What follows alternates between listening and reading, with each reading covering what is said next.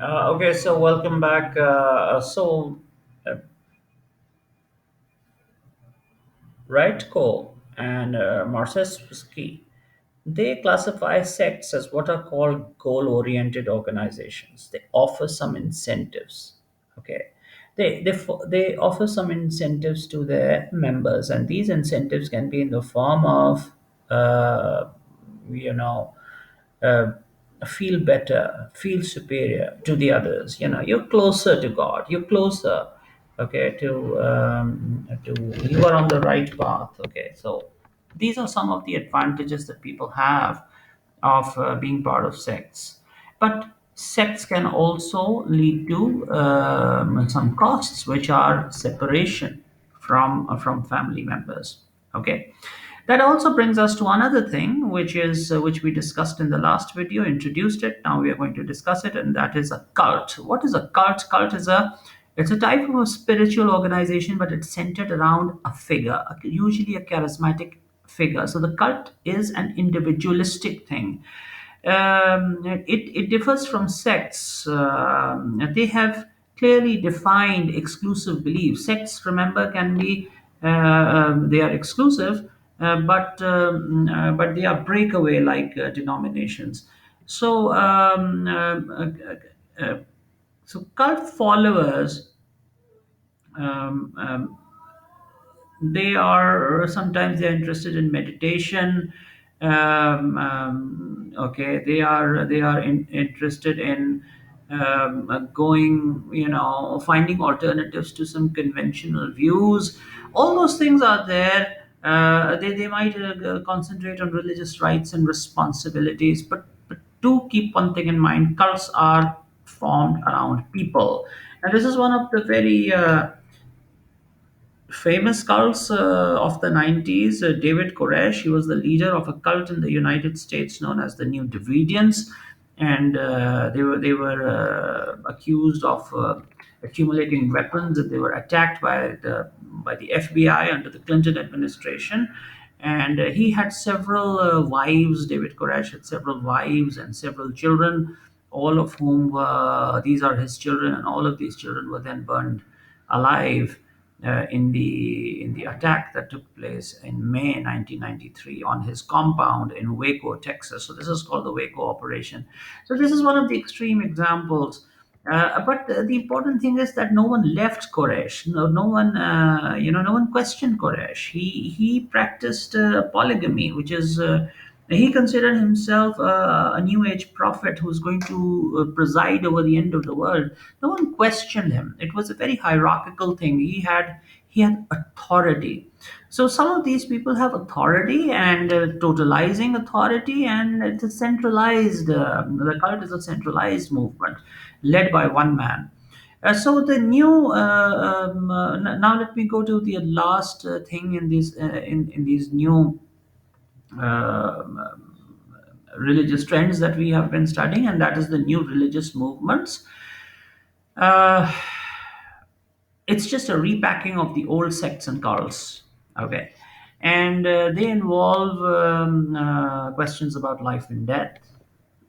Remember, the new age movements were different. The new religious movements are questions about life and death, ethical codes. um, okay, they do believe in actively recruiting converts like early Christianity. And people in these movements are highly committed, highly enthusiastic. Okay, and they will invite other people to join. And once again, what do they offer? Like the old religions, the NRMs may also offer certainties. If there's a fire in California, you will find that there are many people who are not moving out of the line of danger. Why? Because they are certain that this is something that has been sent from God, and there's no point in trying to avoid it. I mean, such people are present not just in the United States, but in all places.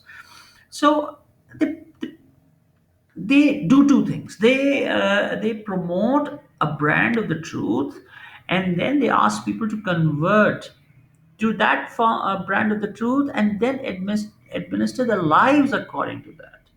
So the evaluation of this would be that, are you brainwashing? So this is the ashram of Gandhi in India, and this is where he used to take his bhagats, and he used to train them in a rigorous life. Intuition was a very important part of this. Think about the early Christians. What did they do? They took the monks, and then they trained them in penance, and they trained them in sleep deprivation, and they believed that by doing this a better life will come in the next world. So, some NRM movements are subject of suspicion by the secular society. Um, um, but then it works in their favor because it helps them establish an identity. So there are three types of NRMs. There are the world rejecting. They are very critical of the secular world. Okay, sometimes resorting to mass suicides. Then there are world accommodating. They don't reject the secular world, but they can say that the two can coexist. And then there is the world affirming. Okay, Scientology is an example of a world affirming. Okay, spiritual, mental, and physical things can exist side by side.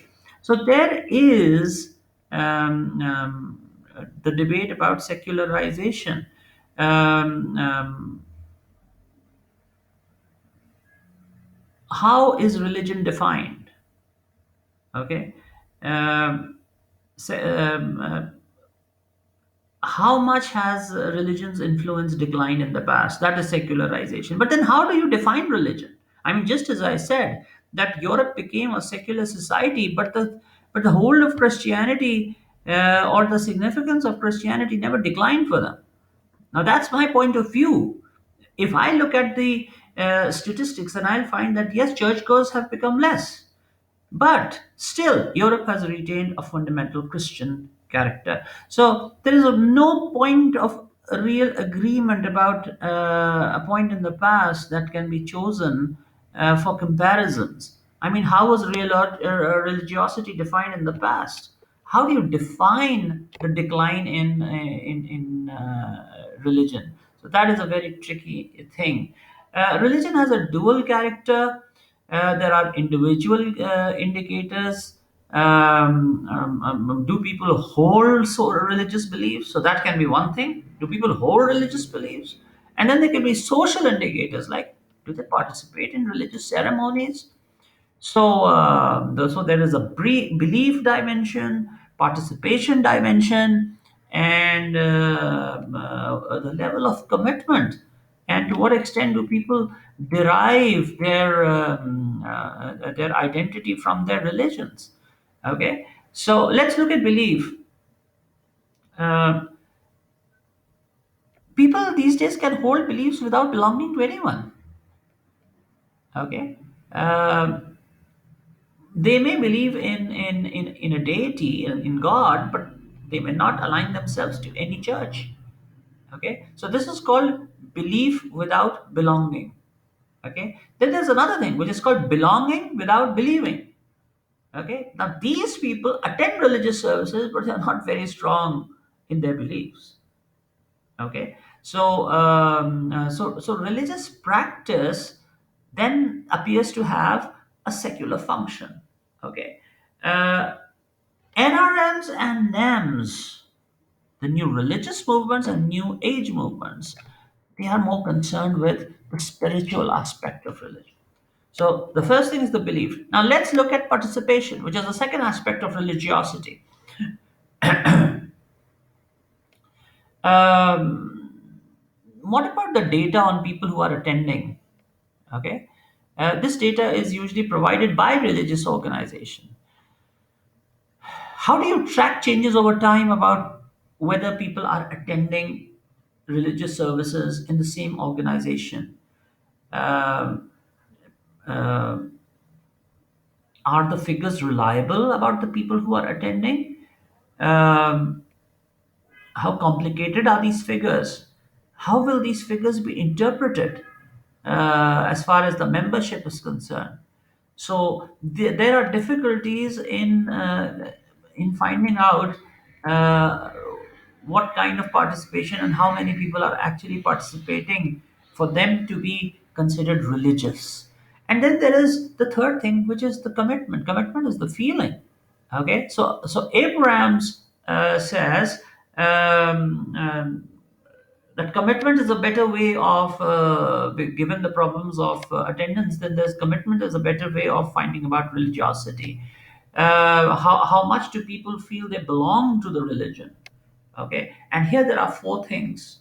Okay, the first thing is disposition, the mental state. How much are you mentally prepared to give yourself to your religion and to draw comfort from prayer? As it is said in the Quran, draw comfort from prayer and patience. So that is where the Quran is clearly saying make a commitment. Uh, what about the ideas? What ideas do you have about religion? That is the second thing. What values have you derived from religion? People are religious, but are their values all coming from religion?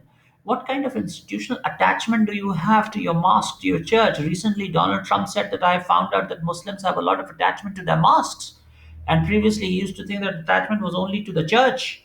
So that is another thing. Okay. So um,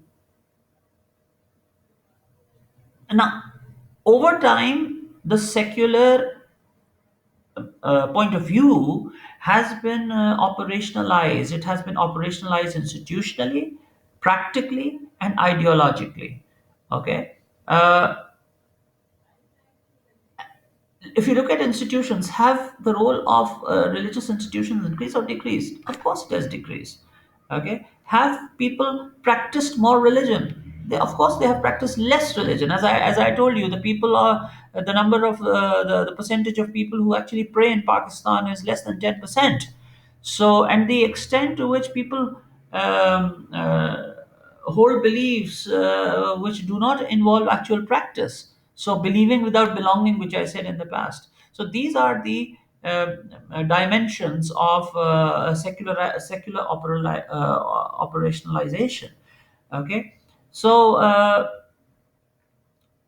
core beliefs then are expressed in terms of importance of religion in society, how seriously people take religion, and we have to find out the number of people who take this seriously, who take religion seriously. So that will tell us to what extent secularization has been operationalized. And there's something called pro-secularization.